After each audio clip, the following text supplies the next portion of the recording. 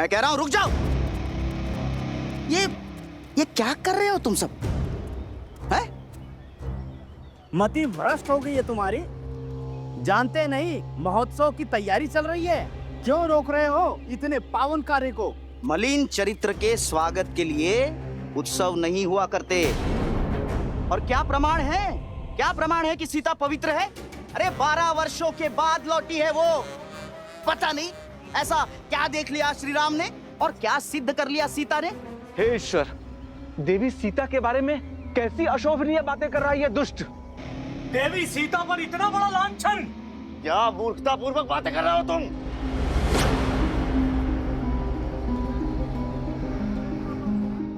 सत्य बोल रहा हूं मैं, केवल सत्य।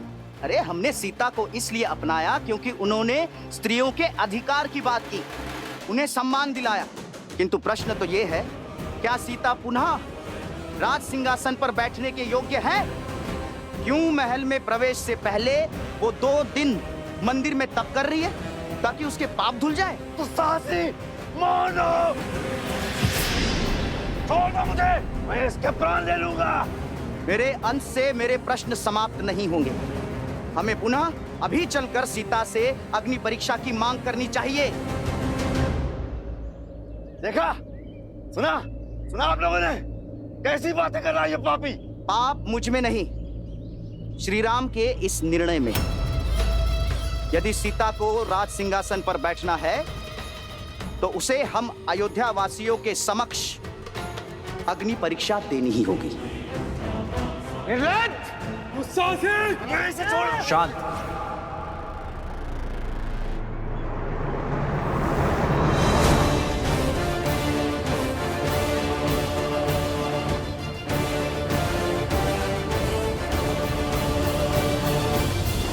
और मिथिला कुमारी सीता के पुत्र लव और कुश मिथिला सभा में पधार रहे हैं।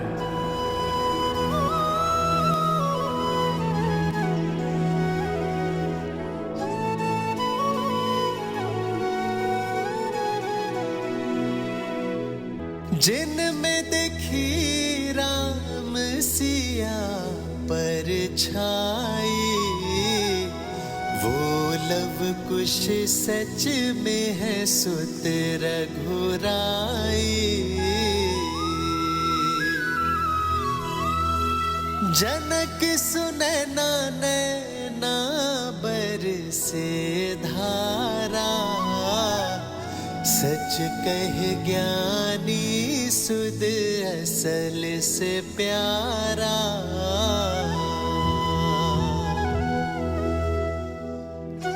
प्रणाम नानी श्री।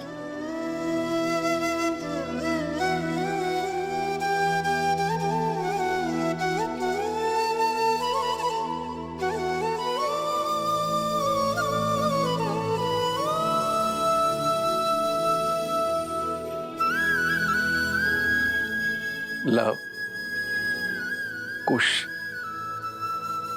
मेरे नाती, जब तुम्हें पहली बार देखा था तभी मैंने सीता की छवि पाई थी।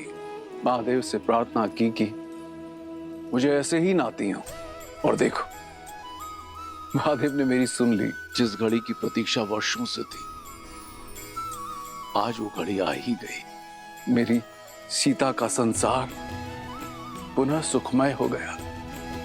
मिथिला के लिए ये समय कितना शुभ है। प्रणाम नाना श्री। आयुष्मान भव, चिरंजीव भव।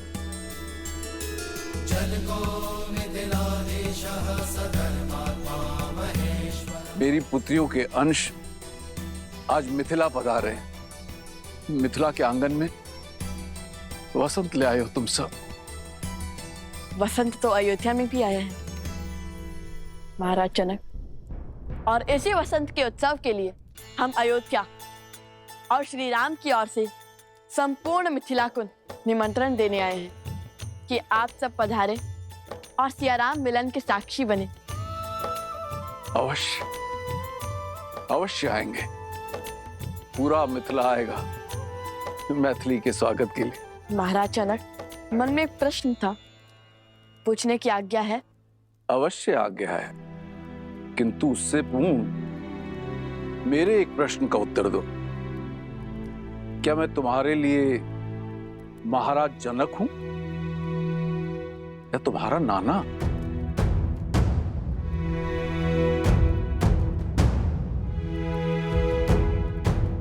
देखिए, अब ये प्रश्न उत्तर की झड़ियां बाद में लगाना। ये बालक इतनी दूर से यात्रा करके आए हैं, सबसे पहले इनकी नानी इनका सत्कार करेगी। चलो बालकों, तुम्हारी नानी ने तुम सबके लिए भिन्न भिन्न प्रकार के व्यंजन बनाए हैं। आओ, चलो आओ।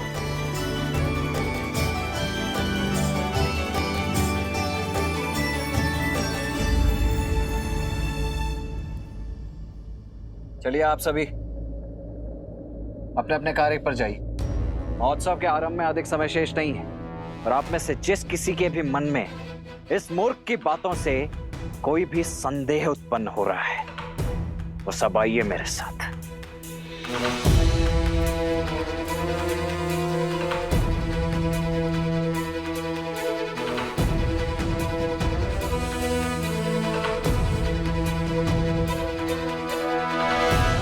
जिस राम और सीता की तुम बात कर रही हो ना, उन्हें ये पवित्र और सुगंधित पुष्प नहीं, कांटों का हार मिलना चाहिए। और मैं बनाऊंगा ये कांटों का हार उन दोनों के लिए। ये सब आप क्या कह रहे हैं? क्या करने वाले हैं आप?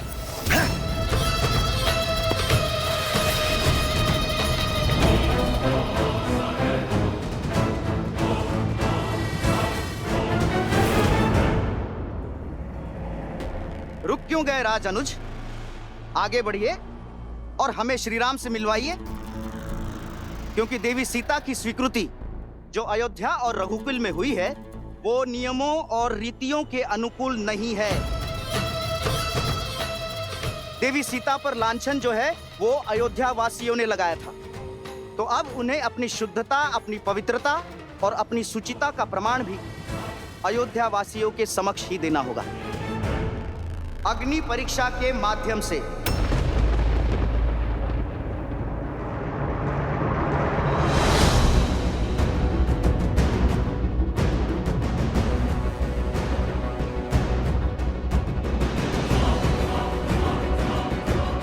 मौन हो जाओ मूर्ख, अपने प्राणों का मोह नहीं है तुम्हें? देवी सीता के प्रति ऐसे अमर्यादित प्रश्न करने वालों का यही दंड उचित है। कुबुद्धि और मलिन विचारों से ग्रसित हैं ये लोग। ये जिह्वा मनुष्य के सौभाग्य और दुर्भाग्य दोनों का कारण बनती है। जब जिह्वा से सत्य के पुष्प बरसते हैं तो यश मिलता है, परंतु यदि यह असत्य के कांटे बहने लगे तो यही मृत्यु का कारण भी बनती है। अयोध्या की महारानी सीता यहाँ की प्रजा की माता है। अब जब यहाँ की प्रजा ने अपनी भूल स्वीकार कर यहाँ के जन ने, मन ने उन्हें अपनी महारानी स्वीकार किया है, पूर्ण रूप से अपनाया है, तब तुम एक बार पुनः इस भ्रष्ट मलिन विचार के साथ पुनः खड़े हो गए। लोक अपवाद की जो अग्नि शांत हो चुकी थी, उसमें घी डालने का प्रयास कर रहे हो तुम। 13 वर्ष के तप ने उन्हें प्रशिक्षित किया है। स्वयं भगवान वाल्मीकि उसके साक्षी हैं, और किस साक्षी की प्रतीक्षा है तुम्हें? वन में मोर नाचा किसने देखा? भगवान वाल्मीकि देवी सीता के सत्य के साक्षी बने, हम तो नहीं ना। केवल कही सुनी बातों पर कैसे विश्वास कर ले? अयोध्या के लोगों ने भावनाओं में बहकर उन्हें फिर से अपनाया, किंतु हम अभी तक इस भ्रमजाल से बचे हैं। और किस आधार पर देवी सीता की शुद्धता प्रमाणित होती है, बताइए? और यदि नहीं बता सकते तो कहिए देवी सीता से आए और दे अग्नि परीक्षा, और फिर बैठे अयोध्या के पवित्र सिंहासन पर। जगाया उसे जाता है जो सो रहा हो, परंतु जो जागते हुए सोने का ढोंग कर रहा हो, वो तुम जैसा कोई कुतर्की ही हो सकता है। नहीं है विश्वास तुम मत करो, किंतु मेरी भाभी मां अब कोई और परीक्षा नहीं देंगी, और ना ही मैं दूंगा कोई भी स्पष्टीकरण। परंतु मैं ले अवश्य सकता हूं तुम्हारे प्राण। वो तो मैं इस आनंद के महोत्सव को रक्त रंजित नहीं करना चाहता, अन्यथा इस धरा को तुम्हारे रक्त से धोने में तनिक भी विलंब नहीं करता मैं। अब इस जीवन दान को अपने जीवन की अंतिम अनमोल भेंट समझकर यहां से चले जाओ, निकल जाओ यहां से। हटाओ ना यहाँ से।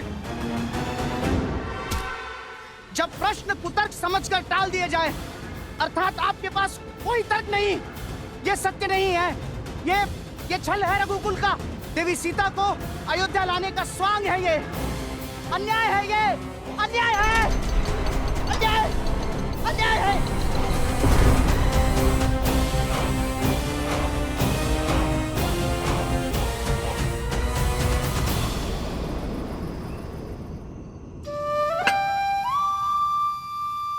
ये लो, एक और खा लो। नहीं नहीं, बस और नहीं नानी श्री, पेट भर गया। ठीक है, मत खाओ। मालपुआ जो तुम अभी खा रहे हो, वही तुम्हें माता के हाथों से भोज में भी खाना है। और क्या ज्ञात तो है कि नानी श्री के हाथ में अधिक स्वाद है या उनकी पुत्री हमारी बड़ी माता श्री के हाथ में?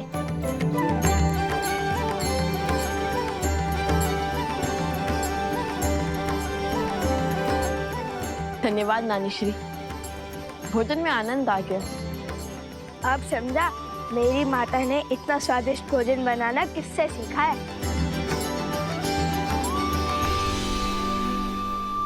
धन्यवाद केवल नानी श्री को, नाना श्री को कुछ नहीं। धन्यवाद महाराज जनक। धन्यवाद महाराज जनक।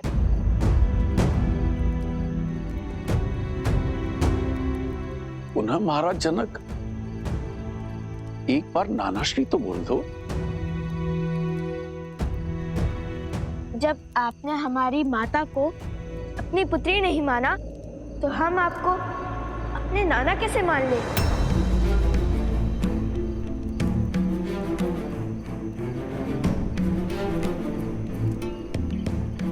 कारावर्ष आपकी पुत्री वन वन भटकती रही, एक राजकुमारी होकर भी एक वनवासिनी का जीवन जीती रही। आपने उनकी सुतक ना ली, उनसे मिले नहीं कि वो कैसी है, किस अवस्था में है, कहाँ है, कुछ भी जानने का प्रयास तक नहीं किया आपने। छोटी माता श्री से ज्ञात हुआ कि नानी श्री अस्वस्थ थी। यदि वो चाहती तो यूं माता को खोज निकालती, किंतु आप मिथिला नरेश होकर भी चूक गए। क्षमा कीजिए महाराज,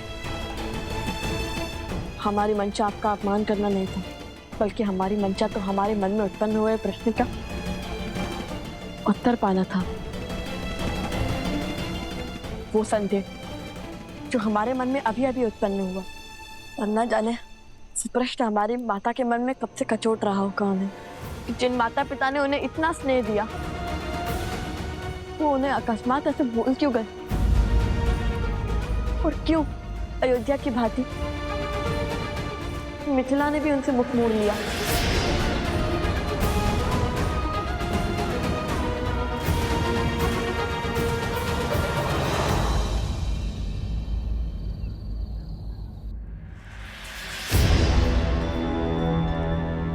सुख के क्षण में संदेह की आंधी आना उचित नहीं। उस व्यक्ति का भाभी मां के चरित्र पर पुनः प्रश्न उठाना ये विचित्र भी है और विचारणीय भी। राज अनुज लक्ष्मण ने उचित किया उस पापी के साथ।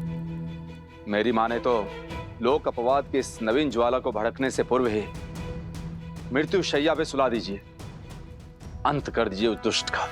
नहीं सुमन जी, राम राज्य में प्रश्नों का उत्तर दिया जाता है, दंड नहीं। उचित किया लक्ष्मण तुमने, जो उसे कोई हानि नहीं पहुंचाई। अब इस बात को यहीं दबा दो और जाने दो, हर व्यक्ति की अपनी एक सोच होती है, अपनी एक विचारधारा होती है।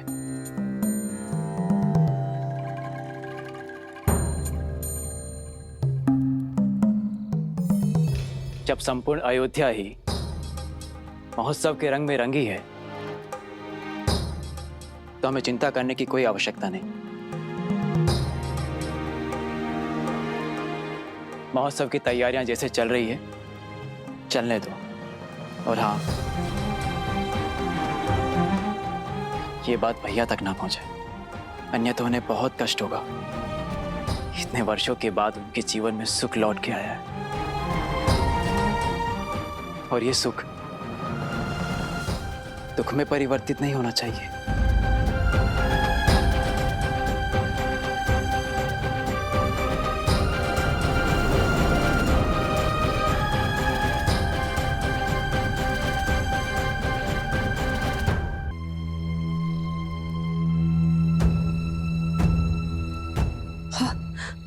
अब जब सब कुछ मंगल हो रहा था, न जाने ये कौन है जो मेरी सीता पे लांछन लगाने और उसे अग्नि परीक्षा की ललकार लेकर आ गया। मुझे ही कुछ करना होगा, मुझे ही कुछ करना होगा। मैं आमरण व्रत करूंगी जो अपने घर की सुख शांति के लिए बहुत अच्छा होगा। यही उचित होगा। दीदी, आप व्यर्थ ही चिंता कर रही हैं। इस बार केवल अयोध्या नरेश राम ने ही नहीं, अपितु संपूर्ण अयोध्या ने सीता को मन से स्वीकारा है। सब कुछ सुलझा हुआ है। फिर आप अपने मन को क्यों उलझा रही हैं दीदी? देखिए ना, कैसे पूरी अयोध्या उत्सव की तैयारी में लीन है।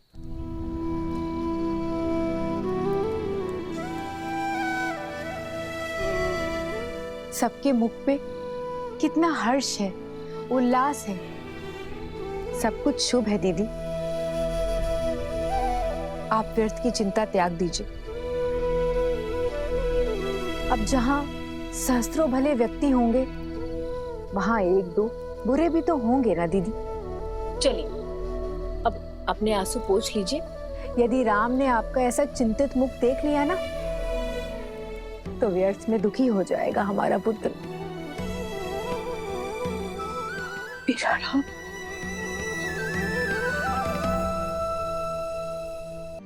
नहीं पुत्रो, ऐसा कतई नहीं है।